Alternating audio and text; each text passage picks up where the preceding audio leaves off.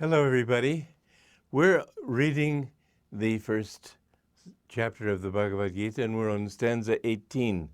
In this section of this chapter, Duryodhana is listing all the all the positive qualities that he's fighting. And, well, it's not any longer him telling it, it's just the story itself. That all these positive qualities are blowing their conch shells, that is to say, emitting their vibrations of power and encouragement to the devotee. And it says, Drupada, extreme dispassion, the sons of Draupadi, the 5 Pandavas, and the mighty armed son of Subhadra, self-mastery, all these, O Lord of the earth, blew loudly on their conches. Well, we've heard the sound of the conches, actually it's not conches, but the sound of a deep bell in the heart and a flute in the swadhisthana and the harp in the, or plucked stringed instrument in the lumbar or muladhara. All of these are a part of the experience that devotees have when they go deep into meditation, especially if they concentrate on God as sound. And if they meditate, listening in the right ear, they begin to hear these sounds.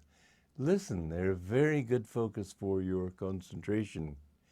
And then here we see extreme dispassion. What is extreme dispassion? It means knowing to your absolute depths that nothing will give you what you're looking for. It doesn't mean to be cold. It doesn't mean to lack humor. It doesn't mean to have no joy. It means simply to know that all that you are looking for is within yourself and in the infinite spirit. It isn't out there in things. So when you have extreme dispassion, there comes at first a certain negative feeling of disgust with this world. That negative feeling is gradually replaced by affirmation.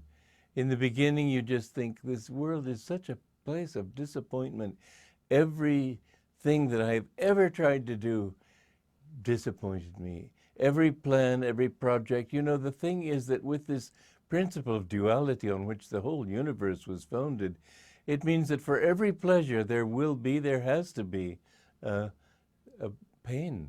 For every joy, there has to be a sorrow. For every fulfillment, there has to be a disappointment. The two go hand in hand. And the less you have of desires in your heart, the more quickly they follow one another. But definitely they all come. The only thing in which delusion or maya is consistent is that it always breaks its promises. People work so hard to achieve some goal, whether it be riches or fame or power or whatever it may be. It should be very, and is it not, thought to make you shake a little bit, to realize that the sum total of all your striving has to be and cannot but be zero. To do all this for nothing and to go on millions and millions of years and always the sum total is nothing. It's zero. I mean, what an irony when you see people struggling so hard and you know when you reach this point of extreme dispassion, it is nothing. They're never going to get anywhere. And you may say in outrage, well, look at me. I'm at the top of my profession now, or I'm famous as a writer, or I'm a wealthy man. Or most people who talk like that are on the downhill slide already. Most of our hopes are when we haven't achieved our goal. Because in the end, when you achieve your goal, as Howard Hughes says, I'm not happy. You haven't got what you're looking for. But there's always that hope. Well, maybe this didn't work, but that will work. But can you go on like that for millions and millions and millions of years? People do. That's the hard thing. It just hurts your heart to think of it. Because what they all want and what all of you want, what everybody wants, is Satchidananda, bliss. Ever existing, ever conscious, ever new bliss. And the worst mafioso, the worst criminal, that's what he really wants. That's why we have to love everybody, because they all want the same thing. The only trouble is they don't know where to find it. And they think they'll get it by murdering people, by stealing from people, by getting power over people, by getting revenge over people.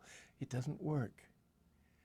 The sum total of all your striving, put this in your heart and write it in letters of gold, of flame. The sum total must be 0. And so when you develop that, there comes into your heart a certain disgust. I remember when I was young and I saw all my friends getting married and expecting to have a great career in radio. I don't think television was really an active thing at that time, but in all these other fields that people were looking for, and they thought they'd build nice homes in Scarsdale and settle down and have parties and have a good time. But you see them in their old age. If they're not disappointed, it's because they've compromised. And I thought, that is not for me. But I didn't know what was for me. I didn't know at that time that there have been saints in this world. I didn't know that you can find God. I just knew that this wasn't going to work for me. And I was really, I have to say, absolutely desperate. And when I found Autobiography of a Yogi, it was the day I put my mother on the ship to join my father in Cairo, Egypt, to where he had a job working.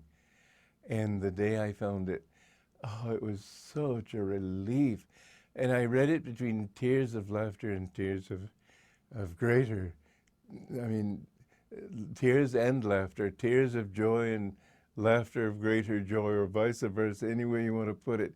I remember I saw that he didn't eat meat, then I wouldn't eat meat. And I've never eaten meat since then. And he was a monk, I would be a monk. I would not settle for anything less than living as he did. And I remember somebody invited me that day because my mother and father being out of the country, all our family friends wanted to take care of me. So they invited me over for dinner. And the first day when I had decided to give up meat, I was given chicken a la king for lunch, and it was a bit embarrassing, but I pushed the chicken bits aside and ate it. I didn't want to hurt their feelings. And the next day, somebody invited me to his home, and his mother had made hamburgers. Well, that I just had to refuse. And he'd also very thoughtfully provided me with a date. And I sat as far removed from her as I could, because I had decided if Yogananda was a monk, I would be a monk. And I took really the next bus after finishing this book. I took the next bus 4 days and 4 nights across America from New York to Los Angeles, where he was living. And as I've told you before, the first words I said to him were, "I want to be your disciple." That was 61 years ago, and I've never changed. But my extreme dispassion, which was extremely rejecting at that time, has become joyful. I don't need to reject it. I don't want it. And so you find that people, when they progress spiritually, their progress becomes not dour, but very affirmative.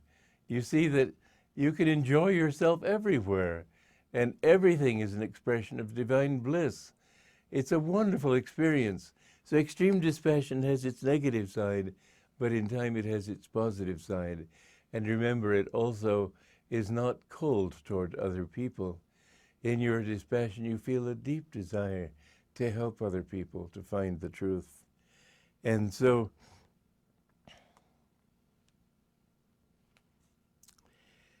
Subhadra, self-mastery. We must overcome all desires. Self-mastery means to overcome any desire for anything less than God union. When you have that, then you have what you're looking for. Because he's not mean. He'll come to you when he knows that you really want him. But if you're praying to him, "God, give me such and such, and give me such and such," and you ask for so many things, he doesn't, poor fellow, he doesn't even know what you're asking for. He's probably confused. Anyway, love God with all your heart, with all your mind, with all your soul, with all your strength, as Jesus Christ put it. Joy to you.